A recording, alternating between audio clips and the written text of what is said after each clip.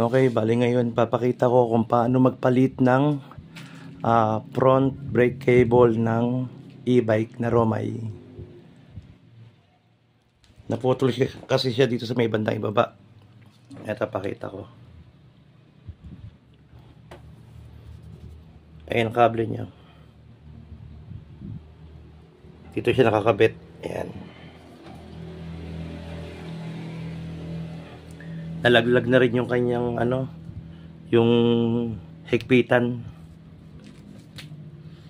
Kaya papalitan natin to. Ang una nyong gawin, eto, alisin nyo yung kanyang tornilyo. Dito dalawa, tsaka dito. Pag natanggal na ninyo, pwede nyo na siya yung ganito para hindi abala. Tapos alisin nyo yung screw dito sa front cover. Dito. Tsaka dito. At tsaka dito sa may baba. Ayan. Kabilaan. Pagkatapos, alisin din ninyo yung tornilyo nito. Dito siya nakakabit. Ayan. Nakita nyo? Ayan, dalawa lang naman yan. Kabilaan. Pag natanggalan ninyo doon ng tornilyo, pwede na ninyo alisin itong front cover. Ayan. Tapos ugutin na ninyo yung kanyang cable. Dito nakakabit yan,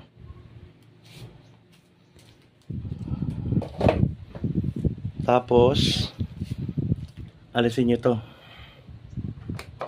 Ayan. Hindi nyo kasi mahuhugot itong cable na to nang hindi nyo pinuputol yung yung zip tie dito. Dalawa yan, dito tsaka dito. Tapos ito pa isa. Kaya kahit anong hugot nyo dyan, hindi nyo mahuhugot basta yan. Ayan, sasabit.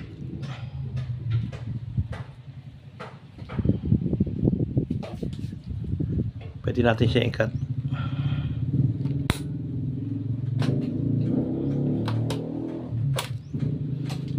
Tapos palitan na lang uli. Ayan, nahugutan natin. Ayan.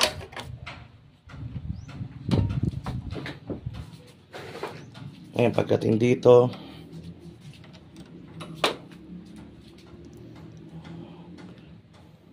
hilahilan natin to. Ayan. Tapos ipreno. Ayan, nakikita nyo. Press na ninyo dito, hila. Tapos angat lang. Ayan. Tanggal na. Ito na yung cable nya.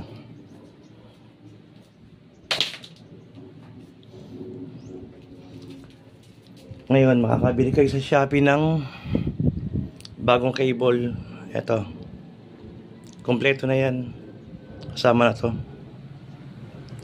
Nabili ko lang siya ng 109. Yung iba kasi mahal magbenta eh. Bali, free shipping na to dahil meron akong voucher. Free shipping voucher. Ayan siya na medyo paus galing sa ubo. Ayan. Una, ikabit muna natin dito. Gaya kanina. Ilailan na ninyo ng konti itong kable. Tapos, ipasok nyo lang dito. Ayan, pagkapasok, ipreno ninyo saglit. Ayan, para maipasok to. Ayan. Tignan nyo. Tapos, ayan. Tapos, ipasok nyo ito ng konti. Ayan. Ngayon, dito naman tayo sa kabila. Sa kabilang dulo.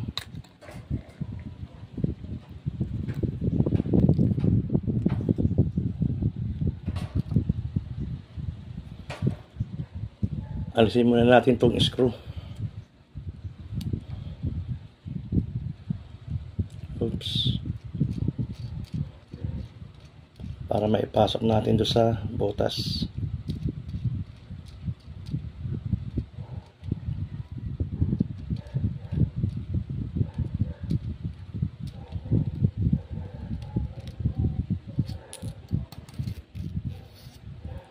Ayan.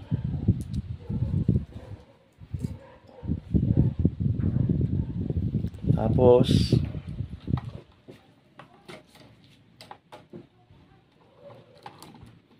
lulusot na natin siya dito.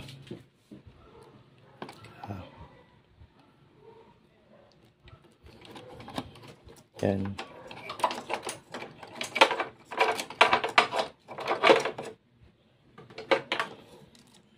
Paring natin dito ng konti.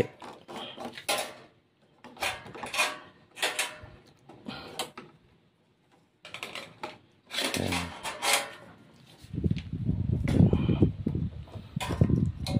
Banda rito natin siya ilagay sa kabilang side. Ayan. Tapos saka natin hilahin. Hilahin natin pababa. Ayan. Yan, ganyan lang ang level yan. Tapos dito naman nakita nyo yung butas na yan, ayan, ipasok lang ninyo dito. Yan.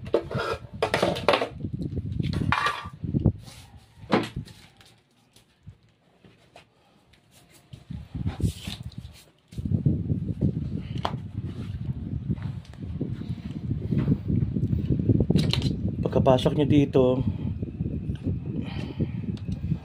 dito naman siya susuot. Ayan, may butas yan.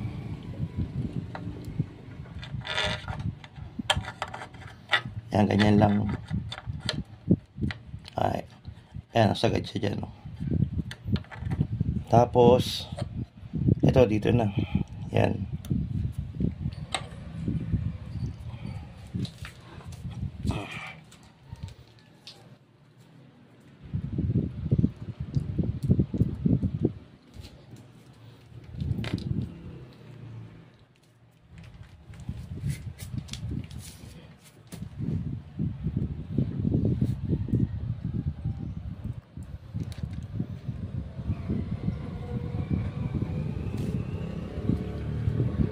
Unahin nyo ilagay yung spring.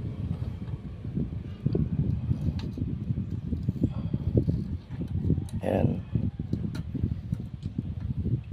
Tapos ito naman, no, papasok nyo lang dito.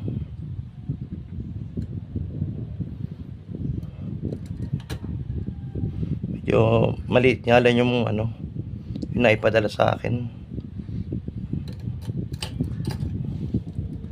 Pero pwede na rin. Ayan, kumakalog siya. Medyo maluwag. Ayan, wala ko naitago ni Mrs. yung original nito. Ibala, ipakita ko lang naman sa inyo pagkakabit. Ito, ipapasok nyo dun sa butas nito. Ayan, ganyan. Papasok lang ninyo.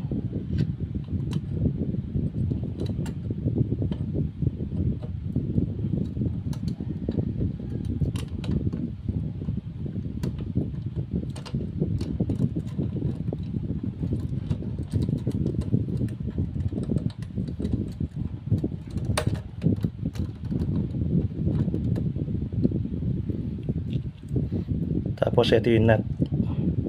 Ganito pwesto niya.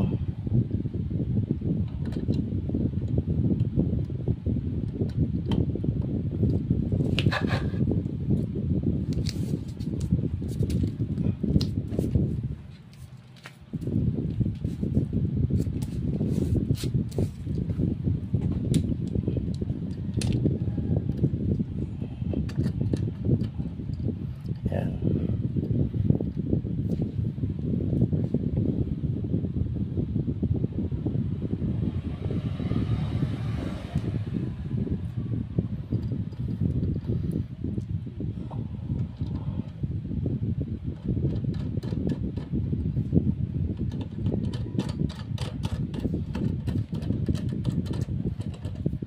Ngayon para maitama yung level nito, babalin niyo ng konti ito. Ayan o.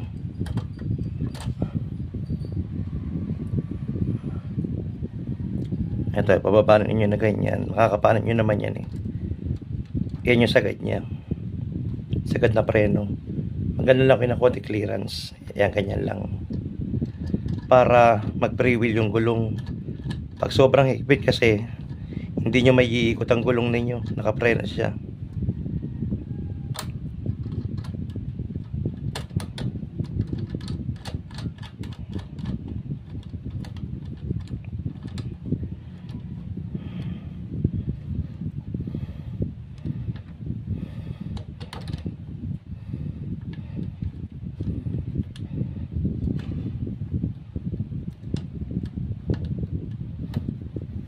Ayan.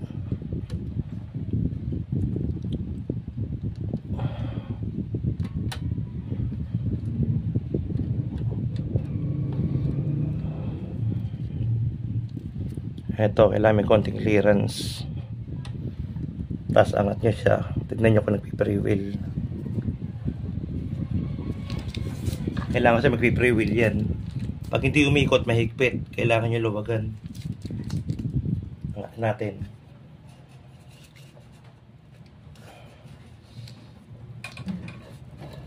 Ayan.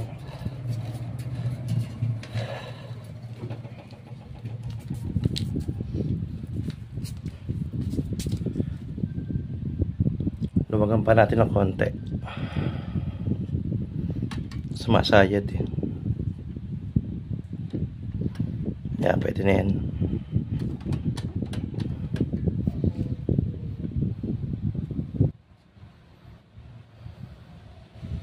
Angat natin ulit.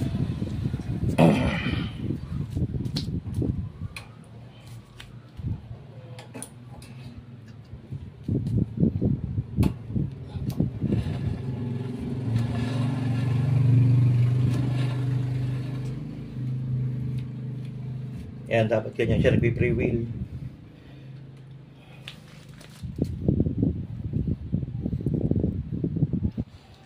Ngayon, test natin yung preno.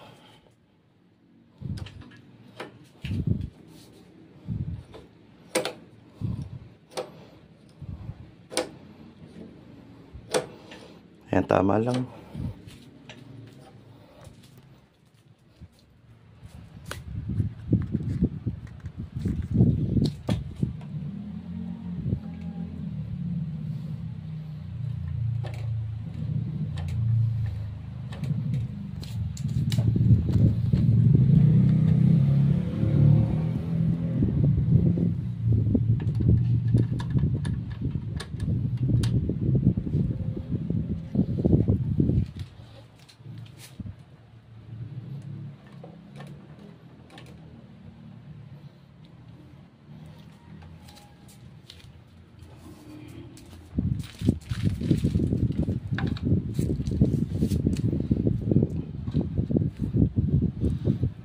Yan, okay na. Ganyan lang kadali magpalit ng front brake cable.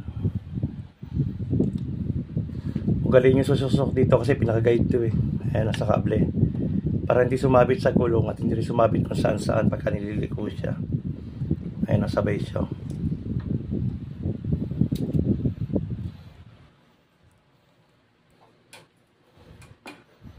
Ayan siya mula dito. Ayan. Diretso rito sa may guide. Ayan. Wala nga lang kung safe lock eh. Lalagyan ko na lang ito pagka nakabili. Ayan. Ayan o.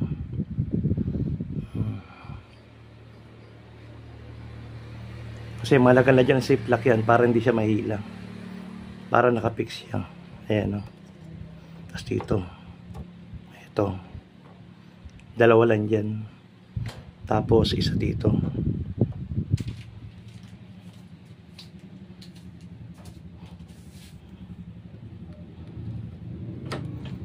Ayan, buo na uli ang kayong ano ko, front brake.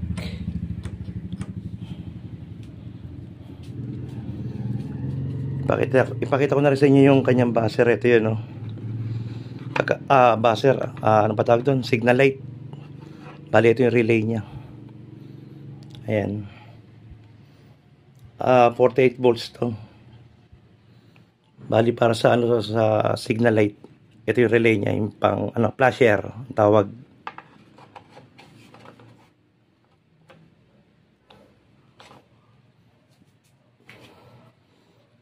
Okay na. Nakatipid ako sa labor. Yung iba kasing mekaniko ng e-bike, pagka service, Santa Masingilan talaga 500 pag sila pupunta sa'yo. Pero yung iba naniningil 1,000. Pero yan, depende naman yan sa layo, tsaka kung ano ipapaayos ninyo. Pero kung kayo magdadala mismo ng e-bike sa gagawa, kumbaga sa we walk in, ako karaniwan sinisingil ko lang naman, pagkakilala 150, pero pagka hindi kakilala, okay na sa akin ng 200 hanggang 250 para sa bala. Ngayon kung magbigay ng tip, edi salamat. Ngayon pagka tumawad, huwag na siyang bumalik. Joke lang. Ayun, okay na.